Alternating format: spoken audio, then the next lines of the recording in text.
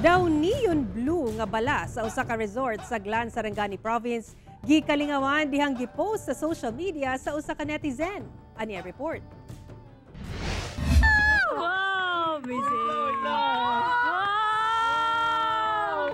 Wala na pugngan sa grupo ni Kim Espanola nga mahingangha dihang nahimong neon blue ang ilang kamot ug tiil. Human gigunitan ug mitunob sa balas sa usa ka beach resort sa Glan, Sarangani Province. Saysay ni Kim, nagpahangin lang kuno sila sa baybayon human sa ilang church activity dihang nakita ang nagilak-gilak nga balas pasado alas 12 sa gabi. First time ko po, sir, kasi usually sa sa Facebook, sa internet mo lang makita, and pag hawak mo para lang din siyang sand.